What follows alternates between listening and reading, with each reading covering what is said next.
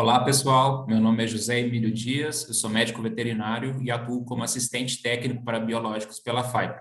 E eu estou aqui para apresentar para vocês o trabalho intitulado Comparação entre diferentes tecnologias de vacina contra a doença de Gumboro em frangos de corte. A vacinação contra a doença de Gumboro é uma das ferramentas mais eficazes para o controle dessa doença. Daí, pensando em vacinação, mais especificamente em vacinação ainda no incubatório, nós vamos aqui conversar a respeito de duas tecnologias diferentes. A primeira, então, são as vacinas vetorizadas, né, que tem um vírus vivo, e na maioria das vezes esse é o HVT, um herpes vírus de Peru, que expressa ali a proteína VP2 contra a doença de Gumboro, mas pode também expressar proteínas de outros vírus, como, por exemplo, o de Newcastle.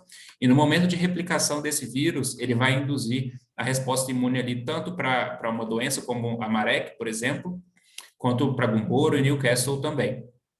E nós temos as vacinas de imunocomplexo natural, que são vacinas de vírus livre, mas que ao ser aplicada na ave, seja pela via em ovo ou subcutânea, a replicação desse vírus não acontece de forma instantânea e ele também não é neutralizado e inativado pela resposta imune.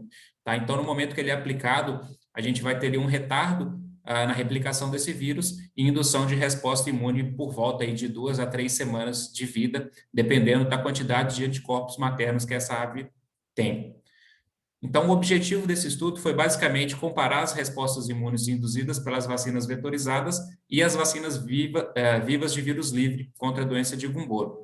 Para isso, então, foram selecionados alguns lotes de frango de corte de uma empresa localizada no Paraná no ano de 2020, e esses lotes foram acompanhados durante 6 meses. Esse estudo, então, ele foi dividido em 3 diferentes momentos. Tá? Então, no momento 1, esses lotes eram vacinados com o programa vacinal padrão da empresa, que englobava aí uma vacina vetorizada com herpes vírus de Peru, servindo como vetor para Newcastle e Gumboro. No momento 2, foi utilizado, então, a vacina de imunocomplexo natural, MB1, e no momento 3, as aves voltaram a ser vacinadas com a vacina vetorizada. Então, no momento 1, foram analisadas aí 3 granjas, as granjas A, B e C. No momento 2, foram analisadas 5 granjas, as granjas 4, 5, 6, 7 e 8. E no momento 3, foram 4 granjas, a granja 9, 10, 11 e 12. A granja a análise, a monitoria dessa granja A teve de ser suspendida durante o teste, então somente foi monitorada no momento 1. As análises que foram realizadas contemplaram biologia molecular através da técnica de PCR, RFLP, através de amostras de busta de Fabrício colhidas com auxílio de FTA-CARD. Foram colhidas amostras também para sorologia através da técnica de ELISA para Gumboro, utilizando o kit IDEX. E foi realizada também histopatologia de busta de Fabrícios, com a identificação dos scores de depressão linfóide através da interpretação pela European Pharmacopeia, que leva aí, por exemplo, o score de 0 até 5, sendo 0 sem lesão, 1 seria uma depressão linfóide de 1% até 25%, 2 de 26% a 50%, 3 de 51% a 75%, 4 de 76% a 99% e 5, 100% de depressão linfóide. O cronograma de colheitas, então, ele basicamente foi em 4 diferentes momentos da vida desse lote, sendo então no 18º, no 24º, no 32º e no 42º dia.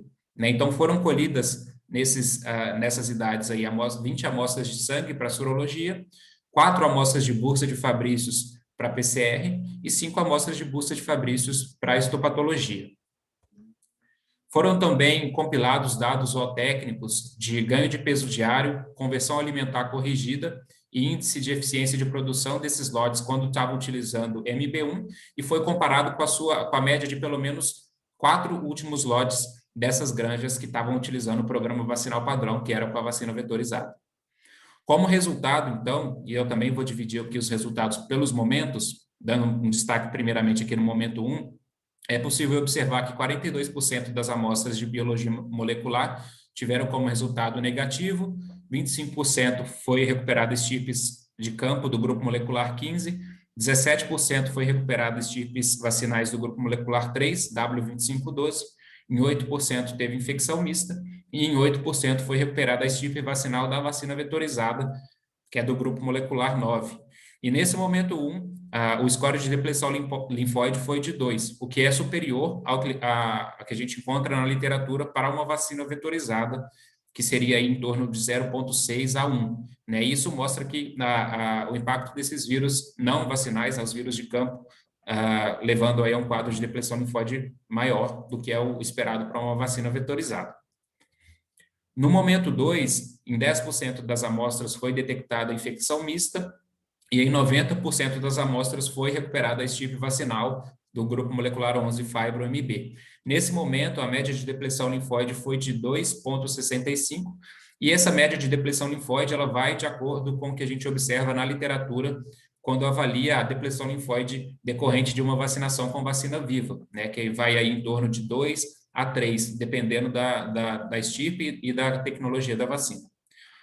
No momento 3, em 38% das amostras tiveram resultado negativo, em 6% foi detectada a presença de vírus de campo do grupo molecular 15, em 13% foi detectada infecção mista, em 6% foi detectada a presença da estirpe vacinal do grupo molecular 9, né? E em 38% foi recuperada estirpes vacinais do grupo molecular 11 fibro-MB. E nesse momento, a média de depressão linfóide foi mais baixa do que no momento 1. E aí a média, nesse caso, foi de 1,25, o que já se aproxima mais do que é esperado de uma vacina vetorizada. Aqui para a sorologia também, dividindo pelos momentos, né? Então, no momento 1, a gente observa a soroconversão sendo evidenciada aí com 32 dias de vida e com 42 dias a gente já tem os títulos superiores aí no pré-abate, né? No momento 2, é possível observar que a soroconversão já é evidenciada com 24 dias, sendo 8 dias de diferença no momento anterior, e com os títulos mais elevados no pré-abate, o que é esperado quando se usa uma vacina viva.